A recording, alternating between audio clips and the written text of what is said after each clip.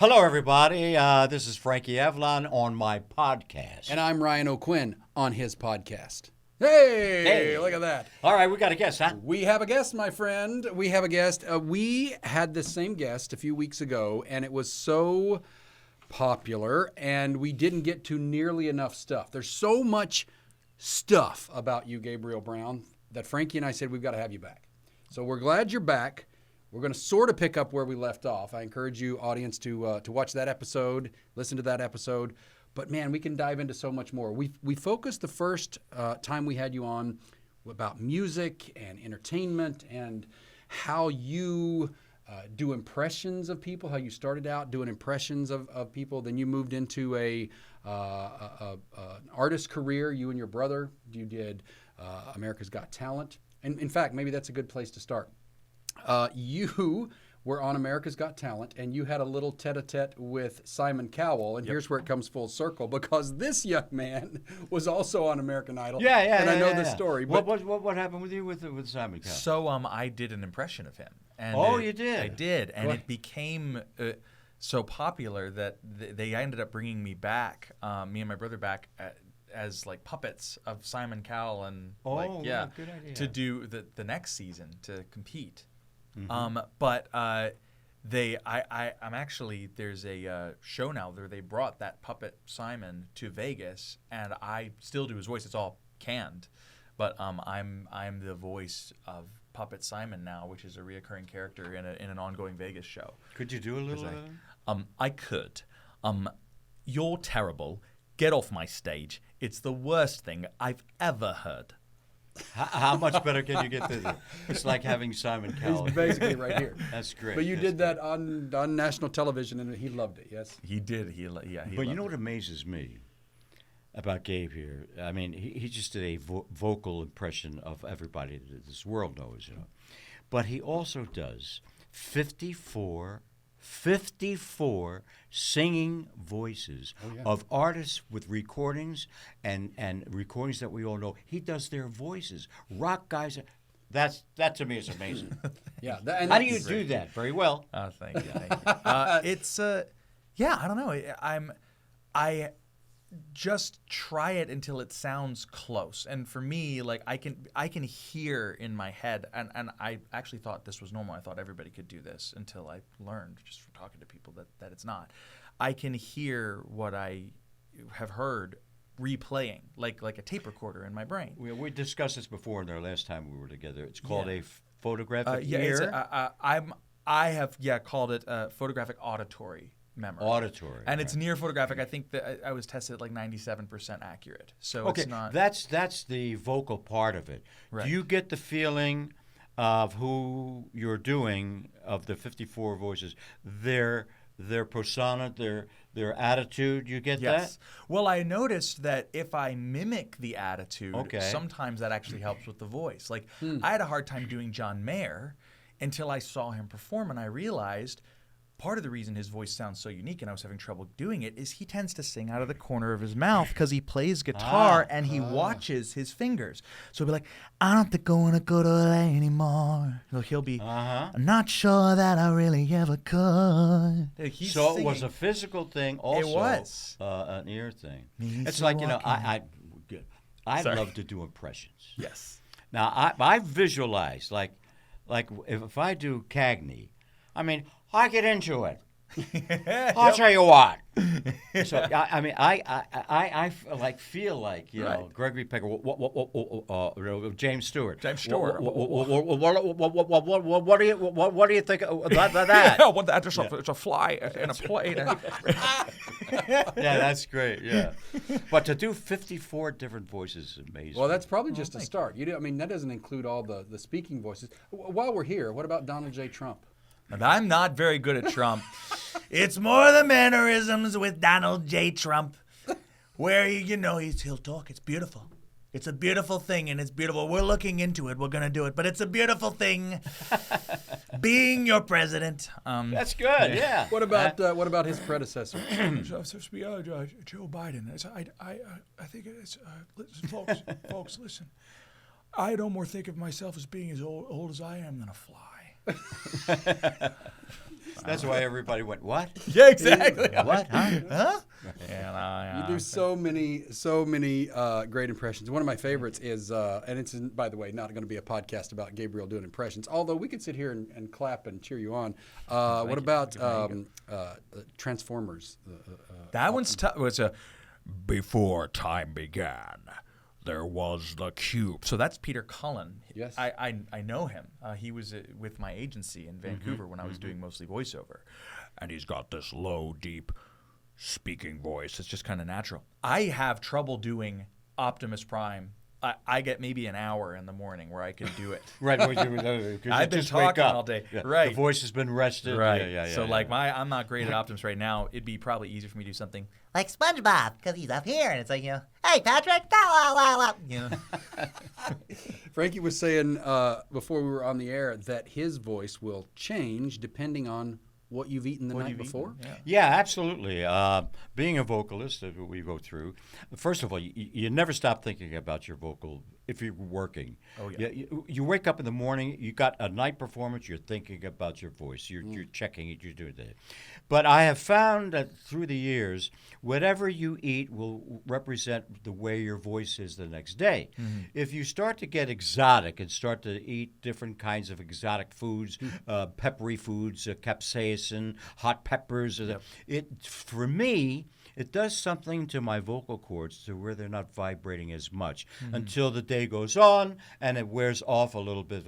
So I got to watch, if I'm performing, I got to watch it. A lot of times I would, even if I want to eat like pasta with a red sauce, I won't before, because it's acidy. The acid, I was just going to say, it's very now acidic. there's reflux that happens within our bodies. Now, reflux means that you're getting your esophagus, things are coming up that are burning your vocal cords. Right. And they're not quivering like this. So you really got to watch. It's an instrument. Speaking of things burning your vocal cords and bringing it full circle to Simon Cowell, didn't you do American Idol and you had to go on, but you were eating something in the green room? What was that? Oh, an experience. I'll tell you. First of all, it was Simon Cowell's 50th birthday, and my song "Venus" was #1.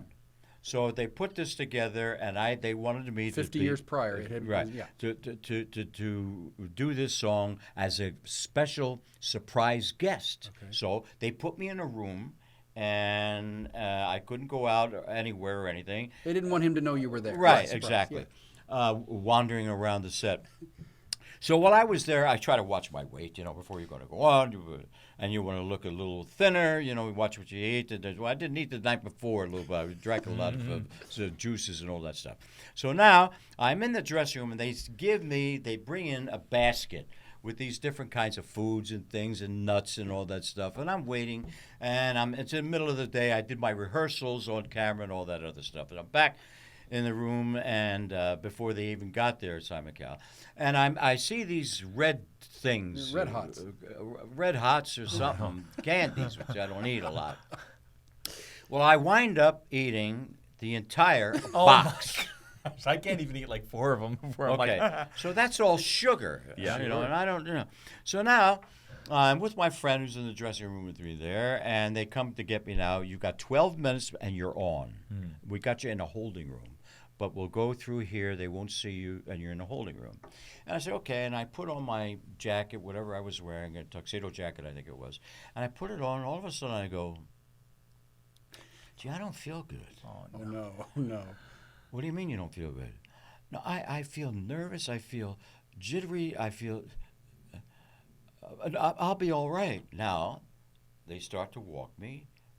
I say, I stop and I say, I really don't feel good.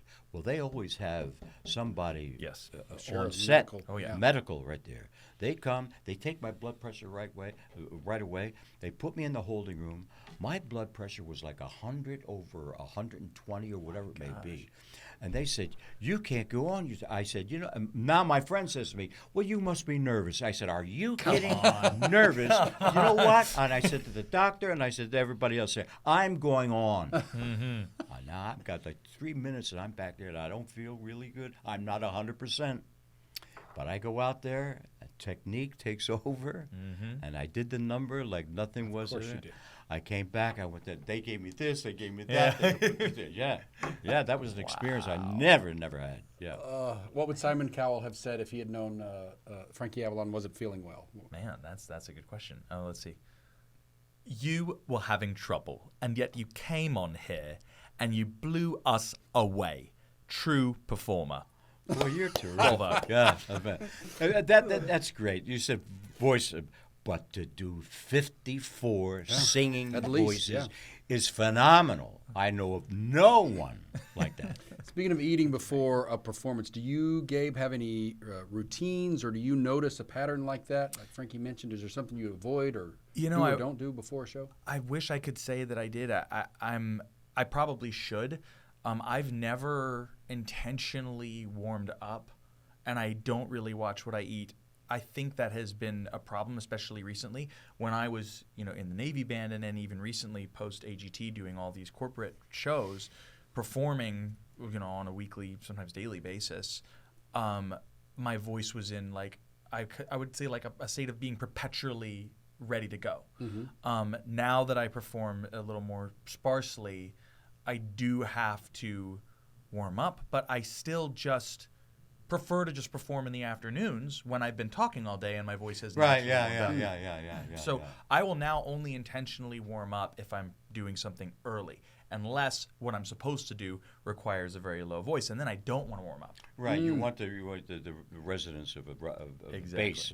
Deeper in the morning. Exactly right. And now I want to try, if I got to do a really low voice, I want to try eating something spicy the night before and see if that try helps. it. Yeah. I'm going to. Yeah. Get So back now I'm starting because it's early for me. So now it's starting to get a little higher, a little more, Yeah. And it's not as bassy as it. So it takes time to get those muscles of the chords starting to work. That's again. right. You Yeah. start to tighten up and more. It's interesting. People are not aware of it, so we're Right. trying to let everybody know what the difference is. We talked about this before. I can't do what you do. You can't do what I do, but we do. We do. So we have our That's right.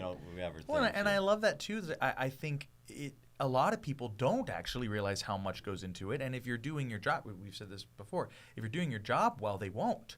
Because you, a lot of times, are up there to make it look effortless, to make it feel easy and let the people just kind of relax and not think about all the technical stuff. When you were talking about orchestras, how much goes into an orchestra doing its job, from the writing of the scoring to everybody playing together to even miking it and making sure all the frequencies aren't competing with each other. It's wild. It's such an event when you're on stage and performing, and you go in, you do sound checks. Everybody's got their horns.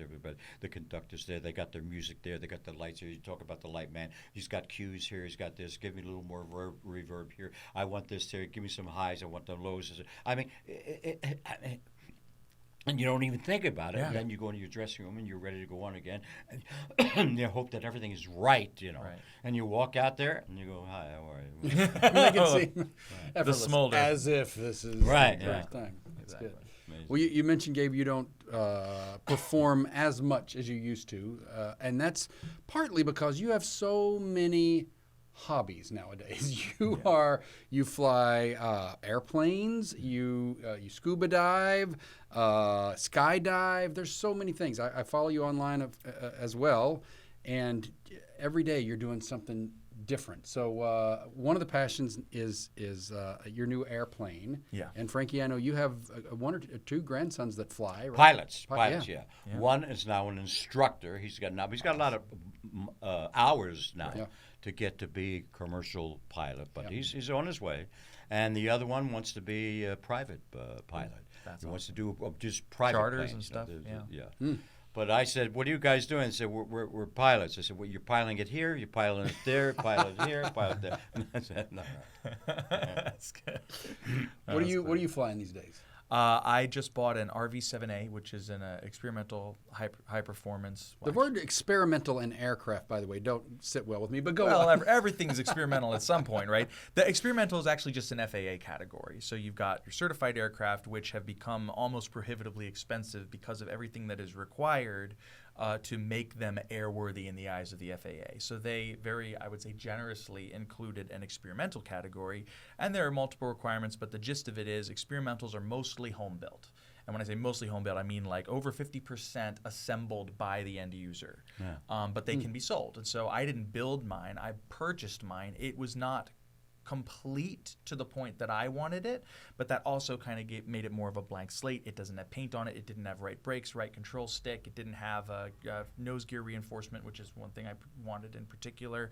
It's got a fixed pitch prop that I'm eventually going to swap out for a constant speed. I added some recline to the seats. It has a transponder update. Now, the amazing thing in talking to him about it is he was giving me the same answer to you about. Then I asked him, I said, Gabe, let me ask you this.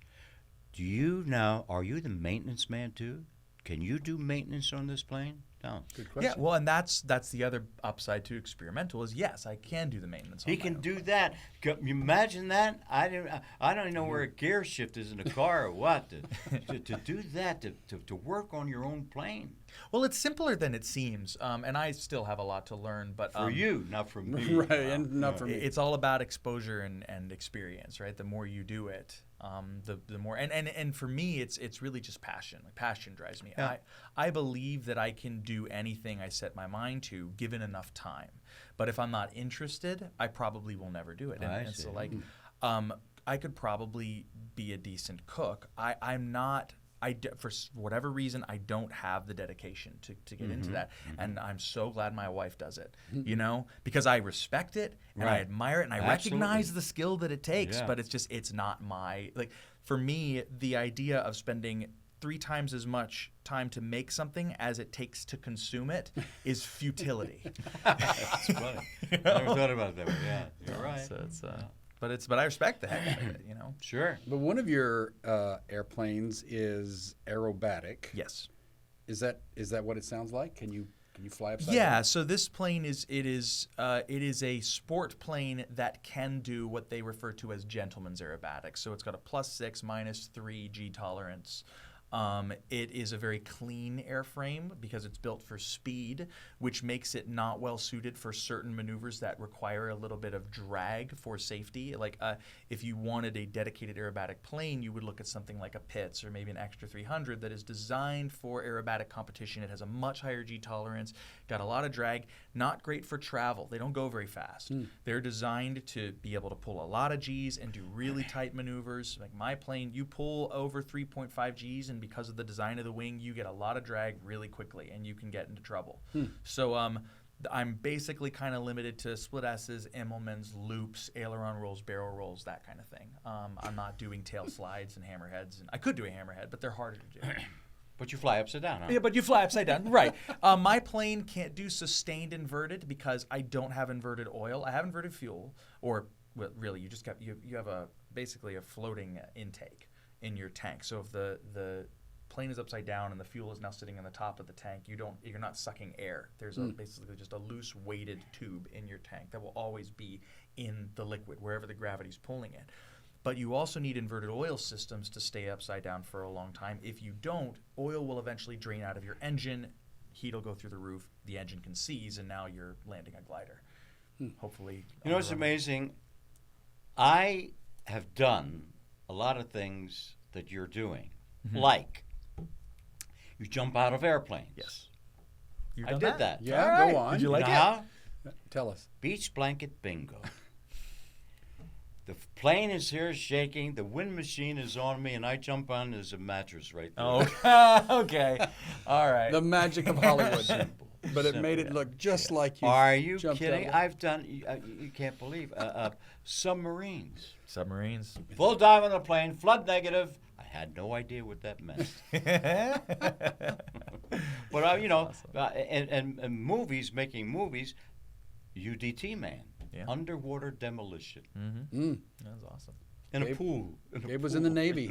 I was in the Navy. But I did movie stuff. You do it for real. So BUDS, which is a part of SEAL training, is actually an acronym that stands for Basic Underwater Demolition / SEAL. Yeah, well, So underwater demolition, And underwater demolition is unique because pressure waves travel a lot farther and a lot faster under the water because it's denser.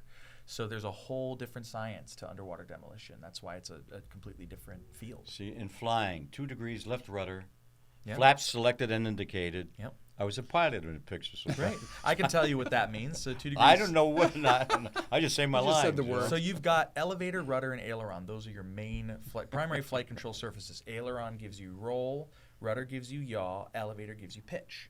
So 2 degrees left rudder, well, you're doing 2 degrees of yaw, and then flaps selected and indicated. I don't know how many degrees of flaps you were selecting, but flaps help you slow down.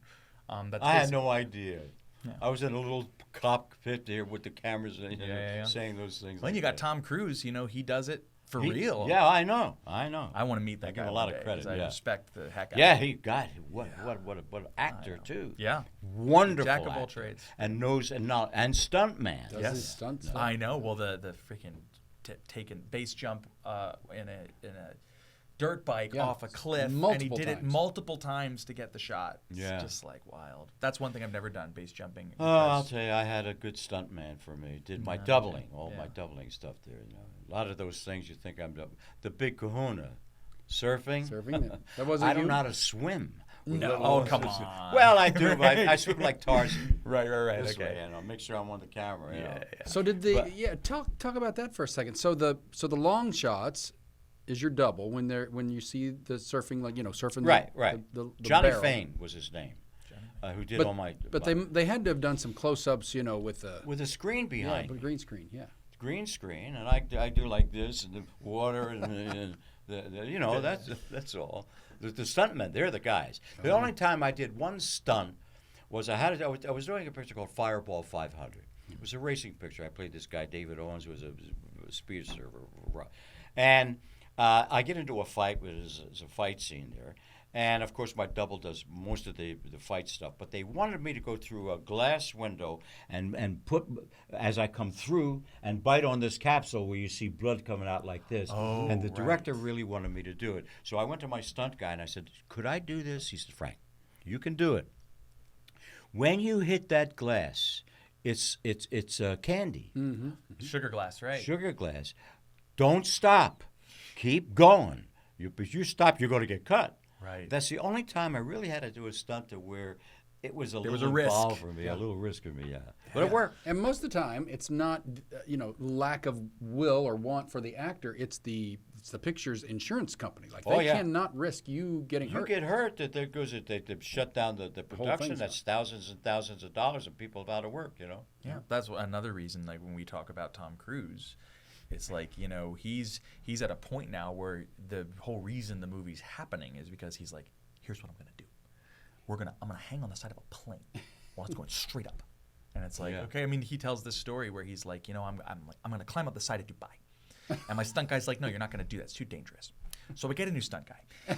It's just like, yeah, all right.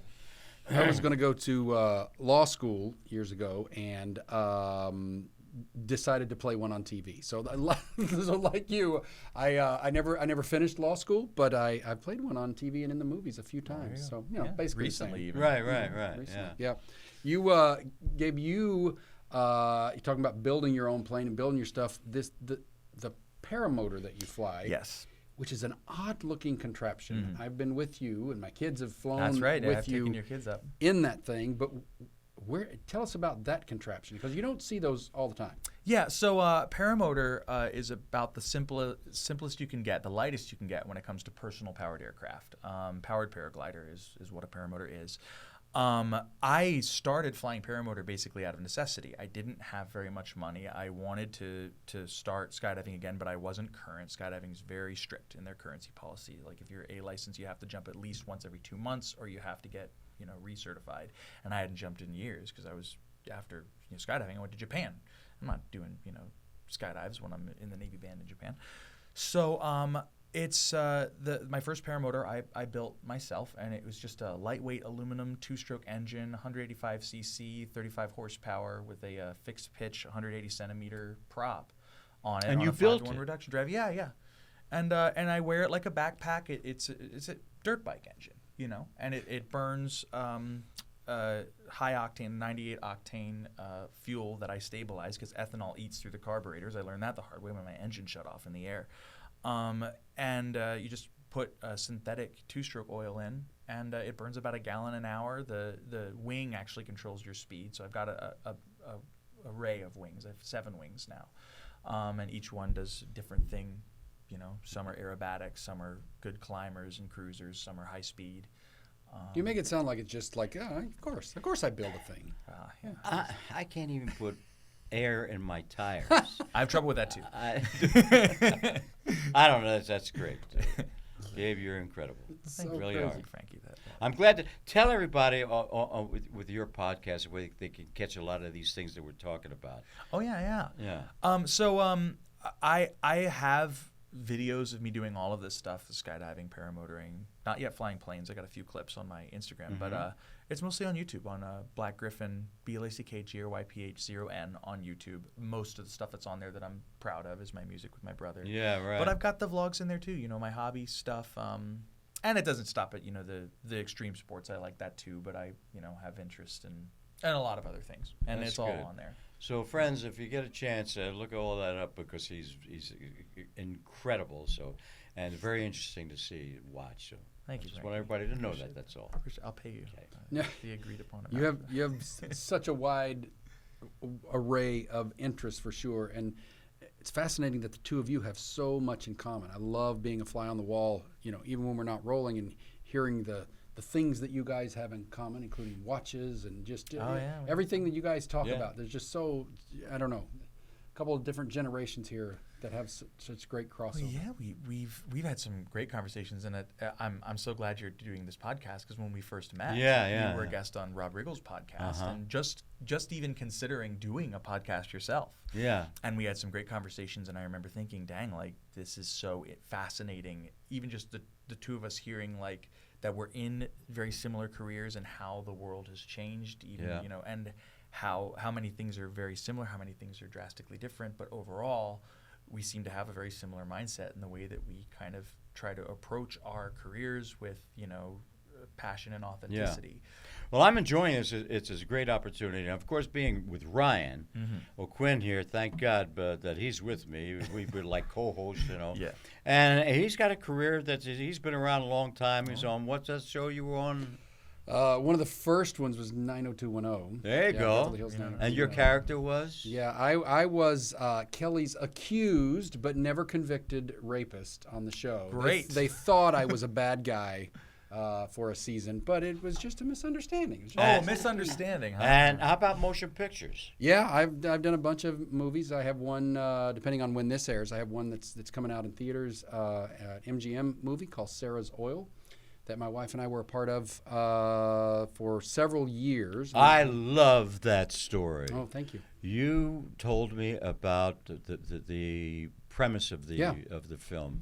Yeah, it's the true and that's story. coming out to theaters, right? Yeah, it's coming out in theaters November 7th. I think 2,800 screens. Oh, that's nationwide, great! I and can't wait to see that. Yeah, thank you. It's such a great story.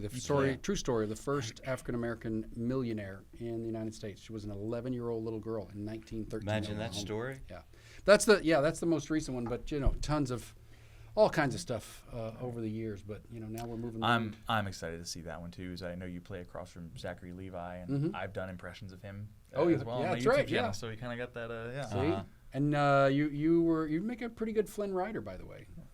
Thank you. Your swagger. There it is. There it is. Even if it's not a voice, you've got the smolder. Yeah, It's good. Gosh, guys, we could sit here all day long and chat and carry on and talk about all the things. Gabe, thanks so much, man, for coming back. And would you come back again? Oh, and again and again, absolutely. and again. Well, you mentioned wanting to maybe do some singing stuff with me. I'd be really down to do that. So that'd be really fun. I got some ideas we're going to do. Yeah. Great. Where I'm going to sing, you're going to sing, and other people are going to sing. I wanted this podcast to be different, not just conversations. I want to bring on people that are in my business that I've known and to sing like we're going to do something, and that's coming. That's coming.